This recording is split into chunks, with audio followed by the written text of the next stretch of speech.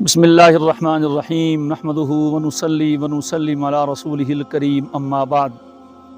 آج 19 مارچ بروز اتوار 2023 ہم حضرت مولانا رضوان عزیز صاحب سلمہم زید مجدہم کے ہمراہ اور ان کی کوششوں سے ایران کے صوبہ فارس کے تخت جمشید پہ موجود ہیں، اور یہاں آ کر بہت ہی ہمیں فائدہ محسوس ہو رہا ہے، اور اللہ تعالیٰ کی نشانیوں میں سے بہت سی نشانیاں نظر آ رہی ہیں۔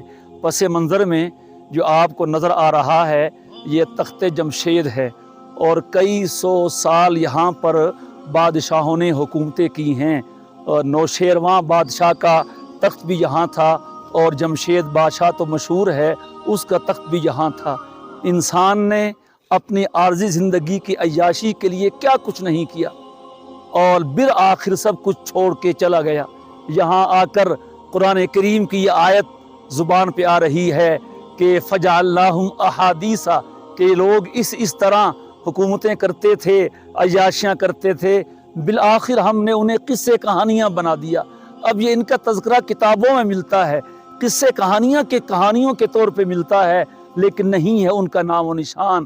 تو یہ دنیا کی بے ثباتی، یہ تخت جمشید پکار کے کہہ رہا ہے، کہاں گئے میرے پہ بیٹھنے والے، کہاں گئے ان محلات میں آرام کرنے والے، کہاں گئے یہاں سے زندگی کا سکون حاصل کرنے والے۔ اور یہ تخت جمشید دنیا کی بے ثباتی کو ظاہر کر رہا ہے، اور یہ بتا رہا ہے کہ جگاجی لگانے کی دنیا نہیں ہے، یہ عبرت کی جا ہے، تماشا نہیں ہے۔ یہاں آ کے ہمیں یہ بھی سبق ملتا ہے کہ ضرور ہم اپنی دنیا کی زندگی کے لیے بھی کوشش کریں، آسانیاں پیدا کریں، لیکن جو ہم سب کا اصلی گھر ہے اور جہاں ہم نے ہمیشہ رہنا ہے، اس کی تیاری ہمیں کرنی چاہیے۔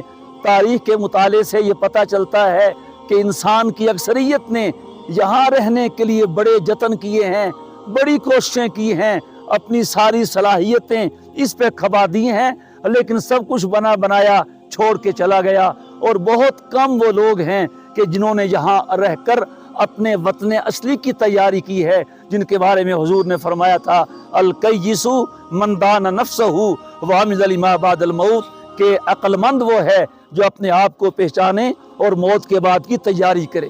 جو ہمارے بھائی سفر کا شوق رکھتے ہوں، انہیں چاہیے کہ فارس کے علاقے میں بھی آئیں، جنہیں ہمارے اسلاف نے، صحابہ نے فتح کیا تھا۔ اور میں ایک جملہ اور بھی کہنا چاہوں گا، ہمارے بڑوں نے، ہمارے اکابرین نے، صحابہ نے ہمیں یہ علاقے فتح کر کے دے دیے، اب ہم نے ان میں کیا کیا؟ ہمیں چاہیے تھا ہم اس وراثت کا حق ادا کرتے اور اگلی نسلوں میں حق کو اور دین کو پہنچاتے۔ بہرحال یہاں آئیے، ضرور آئیے، یہاں کا موسم بھی دیکھیے، یہاں کے لوگ بھی دیکھیے، یہاں کے علاقوں کو بھی دیکھیے، اور اس سے سبق بھی حاصل کیجیے اور امت کو حق کی دعوت دیجیے۔ اللہ تعالی ہمیں دنیا میں رہتے ہوئے دنیا کی تیاری کے ساتھ ساتھ دنیا کی آسانیاں، کامیابیاں حاصل کرنے کے ساتھ ساتھ جو اصل کامیابی، اصل خوشی کی چیز ہے، آخرت کی کامیابی، اللہ کی رضا ہے، اللہ ہم سب کو وہ حاصل کرنے کی توفیق عطا فرمائے۔